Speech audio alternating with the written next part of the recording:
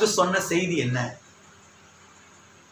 ஏன் இவ்வளவு தூரம் ஆபிரகாம் அழைச்சு கொண்டு வந்து ஏன் இதெல்லாம் செய்ய வச்சு ஏன் அங்க ஒரு ஆட்டுக்கடாவை சிக்க வைக்கணும், அந்த ஆட்டுக்கடாவை பிடிச்சு பலியிட வைக்கணும்? யோசித்து பார்த்துருக்கிறீங்களா? எல்லாம் இருக்கிறீங்களா? அப்ப கர்த்தர் ஆபிரகாமுக்கு ஏதோ ஒரு முக்கியமான செய்தியை அவர் சொல்ல விரும்பினார். எனவேதான் ஆபிரகாம்கிட்ட பேசி ஆபிரகாம்கிட்ட சொல்லி நீ உன் மகனை கூட்டிட்டு வா, அங்க காண்பிக்கிற மலையில என்ன செய்ய பலியிடு அப்படின்னு பலியிட வைக்கிறாரு. இன்னும் சில காரியங்கள் அங்க நடக்குது. நடந்ததுக்கு பிறகு பாருங்க, அங்க யெகோவா ஈரே என்று அவன் என்ன செய்யறான், பேரை வைக்கிறான். ஏன் கர்த்தர் இதையெல்லாம் அவர் செய்ய வைக்கிறார்? அப்ப ஆபிரகாமுக்கு கர்த்தர் சொல்லுகிற செய்தி என்ன? சத்திய வேதம் சொல்லுகிறது, ஆபிரகாமுக்கு சுவிசேஷம் அந்த மலையிலே அறிவிக்கப்பட்டது. ஆபிரகாமுக்கு சுவிசேஷம் அறிவிக்கப்பட்டது. என்ன அறிவிக்கப்பட்டது? சுவிசேஷம் அறிவிக்கப்பட்டது. ஏற்கனவே 2 வாரங்களுக்கு முன்பதாக சுவிசேஷம் என்றால் என்ன என்பதற்கு நான் பதில் சொன்னேன். தேவனுடைய குமாரனாகிய இயேசு கிறிஸ்துவை பற்றிய செய்தி, அதுதான் சுவிசேஷம். பிறகு இதை குறித்து இன்னும் கொஞ்சம் தெளிவாய் கொரிந்தியர் புத்தகத்தை வாசித்து காண்பித்தேன். வேத வாக்கியங்களின்படி நமது பாவங்களுக்காக இயேசு மரித்தார். வேத வாக்கியங்களின்படி நமக்காக அவர் அடக்கம் பண்ணப்பட்டார். வேத வாக்கியங்களின்படி அவர் நமக்காக என்ன செய்தார்? உயிர்த்தெழுந்தார். அதுதான் என்னது? சுவிசேஷம். அப்ப ஆபிரகாமுக்கு இந்த மலையில் அறிவிக்கப்பட்ட சுவிசேஷம் என்ன? ஆபிரகாமுக்கு சுவிசேஷம் அறிவிக்கப்பட்டதாக கலாத்தியர்கள் நிருபத்திலே அவர் அங்கே சொல்லுகிறாரே. அப்ப ஆபிரகாமுக்கு அறிவிக்கப்பட்ட சுவிசேஷம் என்ன? ஆபிரகாமுக்கு என்ன சுவிசேஷம் அறிவிக்கப்பட்டது? வாசிப்போம். கலாத்தியர் 3ஆம் அதிகாரம் 8வது வசனம். மேலும் தேவன் விசுவாசத்தினாலே புறஜாதிகளை நீதிமான்களாய் ஆக்குகிறவர் என்று வேதம் முன்னாக கண்டு உனக்குள் சகல ஜாதிகளும் ஆசீர்வதிக்கப்படும் என்று ஆபிரகாமுக்கு சுவிசேஷமாய் முன்னறிவித்தது. ஆபிரகாமுக்கு சுவிசேஷம் முன்னதாகவே அறிவித்தது, அறிவிக்கப்பட்டது. எல்லாம் இருக்கிறீங்களா? ஆபிரகாமுக்கு சுவிசேஷம் அன்னைக்கு அறிவிக்கப்பட்டாச்சு. எல்லாம் இருக்கிறீங்களா? எல்லாம் கவனிங்க. 2 சுவிசேஷம் கிடையாது. பழைய ஏற்பாட்டுக்கு ஒரு சுவிசேஷம், புதிய ஏற்பாட்டுக்கு ஒரு சுவிசேஷம் கிடையவே கிடையாது. பழைய ஏற்பாட்டுக்கும் புதிய ஏற்பாட்டுக்கும் ஒரே சுவிசேஷம் தான். அப்ப கர்த்தர் ஆபிரகாமுக்கு அறிவித்த சுவிசேஷம் என்ன? ஆபிரகாமுக்கு என்ன சுவிசேஷத்தை அவர் அறிவித்தார்?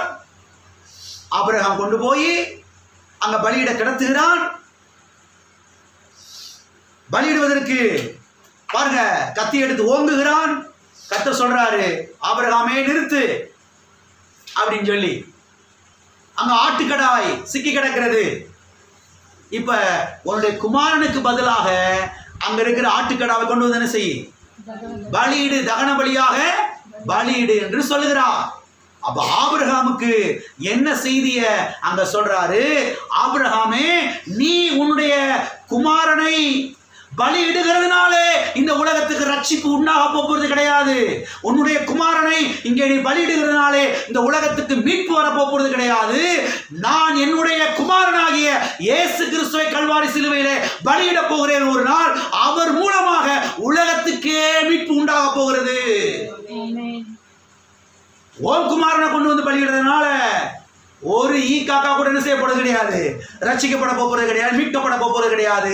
என்னுடைய ஒரே பேரான குமாரனாகிய இயேசு கிறிஸ்துவை நான் கல்வாரி சிலுவையிலே நான் பலியிட போகிறேன். அவருடைய ரத்தத்தின் மூலமாக ஏராளமான ஜனங்கள் மீட்கப்பட போகிறார்கள், ரட்சிக்கப்பட போகிறார்கள் என்பதை இங்க என்ன செய்யறார்? முன்கூட்டியே அறிவிக்கிறார். ஆபிரகாமுக்கு சுவிசேஷம் முன்னதாக என்ன செய்யப்பட்டது? அறிவிக்கப்பட்டது. அப்ப பழைய ஏற்பாட்டுக்கு ஒரு சுவிசேஷம், புதிய ஏற்பாட்டுக்கு ஒரு சுவிசேஷம் கிடையாது. 2 ஏற்பாட்டுக்குமே ஒரே சுவிசேஷம் தான். யார் சுவிசேஷம்? கல்வாரி சிலுவையிலே அறையப்பட்ட இயேசு கிறிஸ்து தான் சுவிசேஷம். ஆமென். எல்லாம் இருக்கிறீங்களா? ஓம் குமாரனை பலியிடுறதுனால ஒண்ணு நடக்க போறது கிடையாது. என்னுடைய குமாரனா இயேசு கிறிஸ்துவை கல்வாரி சிலுவையிலே நான் பலியிடும்படியாக ஒப்பு கொடுத்திருக்கிறேன்.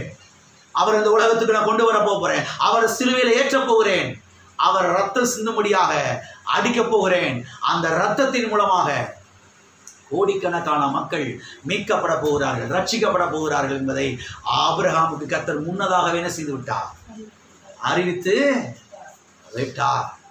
அப்ப யெகோவா ஈரே என்றால் என்ன அர்த்தம்? முன்கூட்டி எல்லாவற்றையும் ஆயத்தம் செய்கிற தேவன் என்று அர்த்தம். அப்போ உலகத்திற்கான மீட்பரை அவர் முன்கூட்டி என்ன செய்து விட்டார், ஆயத்தம் பண்ணி விட்டார். உலகத்திற்கான மீட்பரை, உலக மக்களுக்கு தேவையான மீட்பரை அவர் முன்கூட்டியே ஆயத்தம் பண்ணி வைத்து விட்டார். அப்ப ஆபிரகாம்கிட்ட யெகோவா ஈரே என்ன சொல்றாரு? உலகத்துக்கான மீட்பரையும் நான் என்ன செய்து விட்டேன், ஆயத்தம் பண்ணி வைத்து விட்டேன் என்று அவருக்கு என்ன செய்யறார், ஆபிரகாமுக்கு அறிவிக்கிறார். அங்கே இருக்கிற அந்த ஆடு யாருக்கு அடையாளமா இருக்கிறது? இயேசு கிறிஸ்துவுக்கு, கல்வாரி சிலுவையிலே மரித்த இயேசு கிறிஸ்துவுக்கு அடையாளமா இருக்கிறது. இதோ உலகத்தின் பாவத்தை சுமந்து தீர்க்கிற தேவ ஆட்டுக்குட்டி, அடிக்கப்படும்படியாய் கொண்டு போகப்படுகிற ஆட்டுக்குட்டி மயிர் கத்திரிக்கு முன்பாக வாயை திறவாதிருந்தார். அப்போஸ்தலர் 8ஆம் அதிகாரத்திலே நாம் ஞாயிற்றுக்கிழமை ஆராதனையிலே வாசித்தோம். தந்தாகிய மந்திரி அவன் வாசித்துக் கொண்டு போகிறான். அந்த ஆட்டுக்குட்டி யார் என்று கேட்கிறான் பிலிப்பினிடத்திலே. இதை முன்னிட்டு இயேசு கிறிஸ்துவை குறித்து பிலிப்பு என்பவன் பிரசங்கித்தான் என்பதை பார்த்தோம். எல்லாரும் இருக்கிறீங்களா?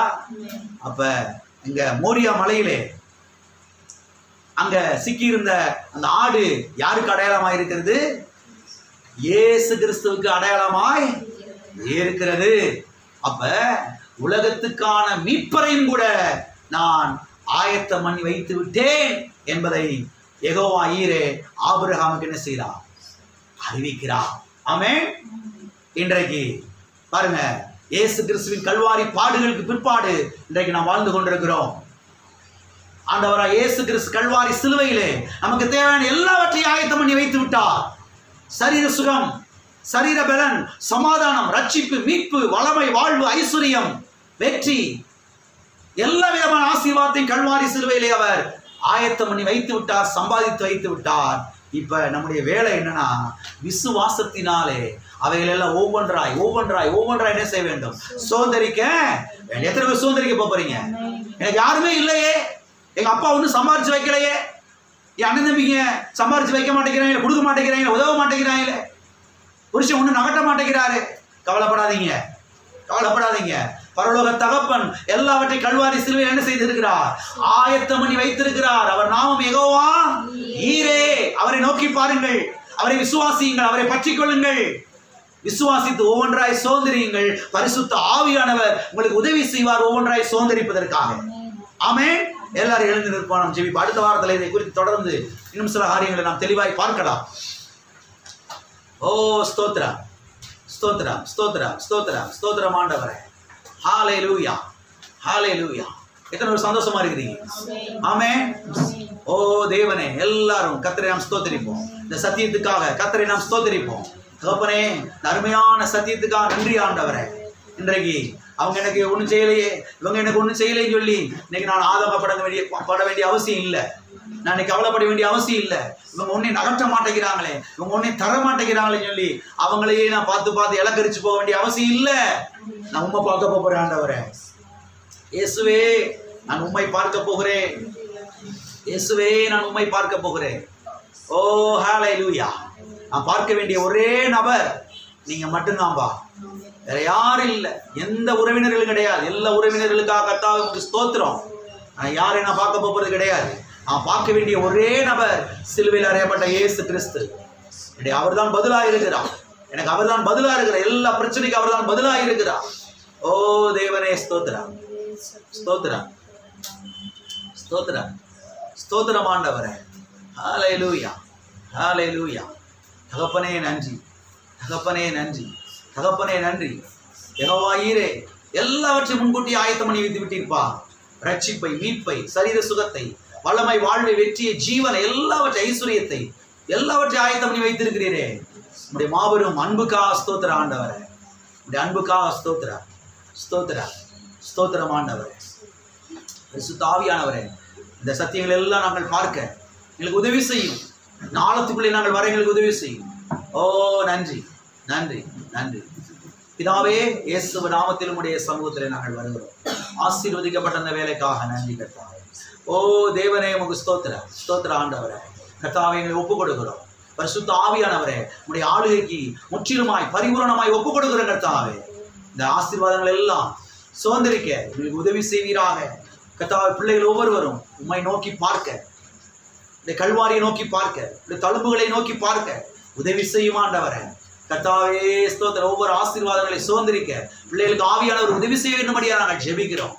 கர்த்தாவே சமாதானத்தினாலே பிள்ளைகளை நிரப்பும். திட்டங்கள் பிள்ளைகளுடைய வாழ்க்கையை நிறைவேறட்டும் இயேசு நாமத்தில் பிதாவே. என் ஆத்துமாவே கர்த்தரை ஸ்தோத்திரி, என் முழு உள்ளமையுடைய பரிசுத்த நாமத்தை ஸ்தோத்திரி. என் ஆத்துமாவே கர்த்தரை ஸ்தோத்திரி, கர்த்தர் செய்த சகல உபகாரங்களை மறவாதே. ஆமென்.